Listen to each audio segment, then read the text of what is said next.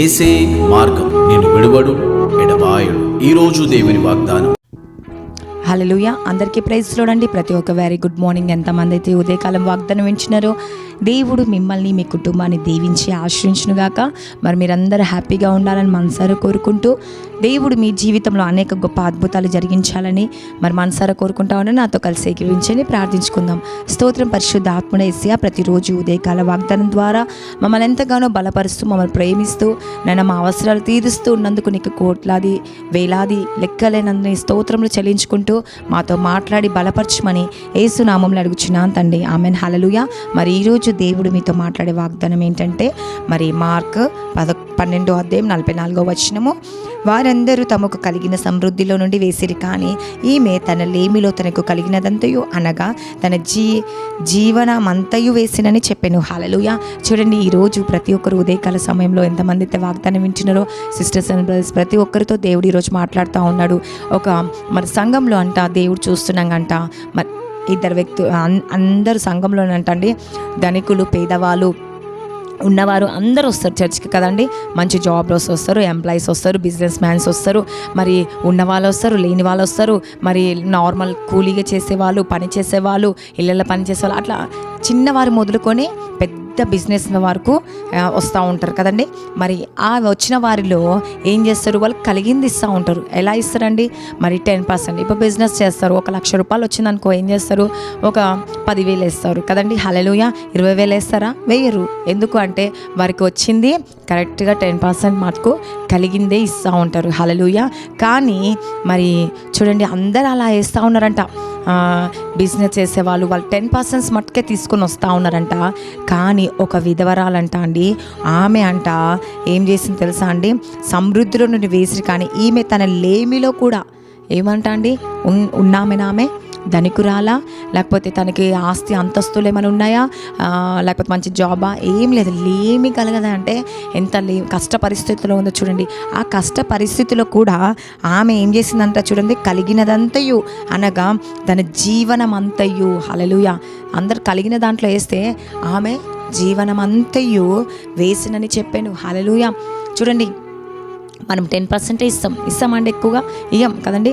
ఇప్పుడు దేవుడు ఒకవేళ నీకు ప్రేరేపణ కలిగచేసినా కూడా ఒకసారి దైవజనుడు నీ ఇంటికి వచ్చినప్పుడు నీ మనసుకు అనిపిస్తుంది కొంచెం ఎక్కువ ఇస్తే బాగుండు అని.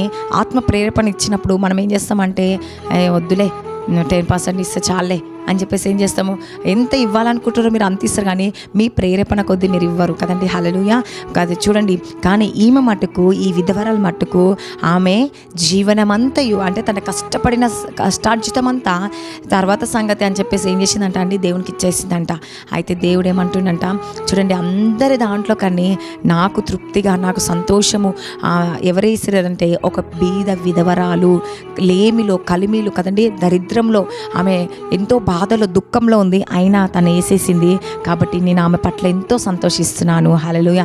ఈరోజు నువ్వు ఇచ్చే దాంట్లో ప్రార్థన విషయంలో కావచ్చు, దేవుని సన్నిధి విషయంలో కావచ్చు, మరి నీ సేవకుల ఆతిథ్యం విషయంలో కావచ్చు, నీ ఇంటికి వచ్చిన బంధువులు కావచ్చు, స్నేహితులు కావచ్చు, ఎవరి విషయంలో ఎలాంటి మంచి ఆతిథ్యం ఇస్తున్నారా, మంచి లేమిలో కూడా, ఉన్న దాంట్లో లేని దాంట్లో కూడా నీకు కలిగింది నువ్వు పెడుతున్నావా లేదా, దేవుడు ప్రతిదీ పరీక్షిస్తాడంట అండి. హల్లెలూయా. కాబట్టి మనము దేవునికి మాదిరిగా జీవించాలంట. మనం చేసే ప్రతి పనిలో దేవుడు సంతోషపడాలంట అండి. మొదటిగా ఎప్పుడైతే దేవుడు మొదటిగా సంతోషపడతారో నీ లైఫ్, నీ జీవితము హ్యాపీగా ఉంటుందంట. నీకు కష్టంలో కూడా దేవుడు ఆశీర్వాదకరంగా మార్చబడతాడంట. చూడండి, చాలామంది ఉన్న దాంట్లో వారికి నచ్చిన వాళ్ళకి మంచిగా పెడుతూ, నచ్చని వారికి ఏం చేస్తూ ఉంటారంటే పెట్టరు. కానీ దేవుడు ఏమంటున్నా, అందరినీ మనం సమానంగా చూడాలంట కదండి. హల్లెలూయా.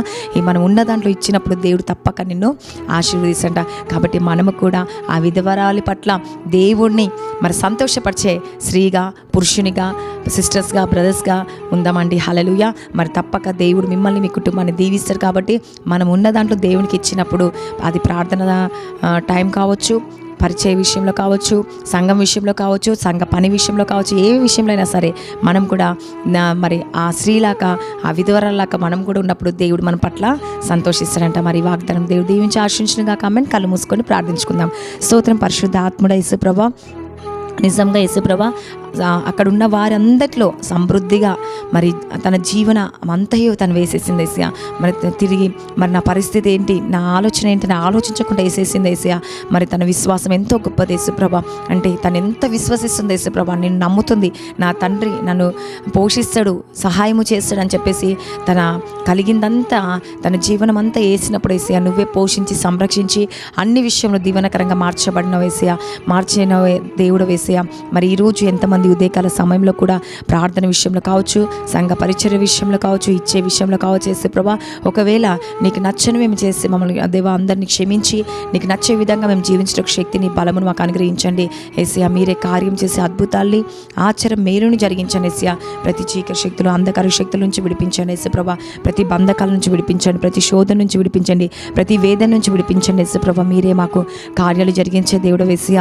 నువ్వే అద్భుతాలు జరిగించండి. ఈరోజు ఎంతమంది జాబ్స్కి వెళ్తున్నారు, వాళ్ళ రాకపోకల ప్రయాణం తోడుగుండండి. ప్రమోషన్ కొరకు వెయిట్ చేసిన ప్రమోషన్స్ దయచేయండి యేసయ్య. గవర్నమెంట్ జాబ్స్ కొరకు వెయిట్ చేసిన జాబ్స్ దయచేయండి యేసయ్య. ఎంతమంది ఎగ్జామ్స్ ప్రిపేర్ అవుతారు, ఎగ్జామ్లో కూడా గొప్ప మార్క్స్ రావాలి నైనా, మంచి మార్క్స్తో పాస్ అవుట్కి సహాయం చేయండి యేసుప్రభ. మీ ఎగ్జామ్స్ ప్రిపేర్ అయ్యే వాళ్ళని కూడా జ్ఞానము అనుగ్రహించండి యేసయ్య. రాసిన వారికి మంచి మార్క్స్తో పాస్ కావాలి యేసయ్య. నైనా మీరే కార్యం చేయండి. మరి యూట్యూబ్ ఫోన్ కాల్స్ ఎంతోమంది ఫోన్ కాల్స్ చేసి నైనా మెసేజ్ పెడతా ఉన్నారు, ఎంతోమంది కాల్స్ చేస్తూ ఉన్నారు. వారందరినీ జ్ఞాపకం చేసుకొని వేసే వారి కుటుంబంలో వారి జీవితంలో గొప్ప అద్భుతాలు వాళ్ళు చూడను కాక వేసే భార్య భర్తల సమస్య నుంచి, గొడవలు, కలహాలు, భేదాలు, కోర్టు కేసులు అన్నిటి నుంచి విడిపించండి వేసే. గర్భఫలం దయచేయండి యేసుప్రభ. ఎంతమంది గర్భఫలం లేక నేను అనేక రకాలతో ప్రాబ్లంలో ఉన్నవారిని స్వస్థత విడుదల కలిగచేసి వారి గర్భఫలాన్ని దయచేయండి యేసుప్రభ. జాబ్స్ దయచేయండి యేసుప్రభ. ఇంట్రెస్ట్ సెలెక్ట్ అవుట్కి సహాయం చేయండి యేసుప్రభ. నైనా మీరే కార్యం చేయండి యేసుప్రభ. ఈరోజు ఎంతమంది బర్త్డేస్, మ్యారేజ్ డే జరుపుకుంటే ఈ సంవత్సరం అంతా వాళ్ళు బ్లెస్ చేసి నీ దీవెనకరంగా ఆశీర్వాదంగా మరొక్కసారి వారిని దీవించండి యేసుప్రభ. నువ్వే కార్యం చేయండి యేసుప్రభ. అద్భుతాలు జరిగించండి.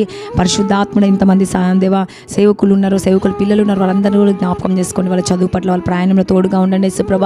సంఘం కట్టబడుటకు సహాయం చేయండి. సంఘాలు దయచేయండి యేసుప్రభ. నైనా నువ్వే కార్యం జరిగించండి యేసయ్య. రక్షణ భాగ్యం దయచేయండి. ఇంకా ఎవరు ఏ అవసరాల నిమిత్తం అయితే ప్రార్థిస్తున్నారు యేసయ్య, నేను అవసరాలన్నీ తీర్చే యేసుప్రభ. ప్రతి చీకటి శక్తులు, దురాత్మ శక్తులు, మంత్రశక్తులు, చీకటి శక్తులు, అంధకార శక్తుల నుంచి విడిపించి స్వస్థత విడుదల కలుగ చేయమని నజరేయుడైన యేసుక్రీస్తు నామములో అడుగుచున్నాను తండ్రి. ఆమేన్. God bless you.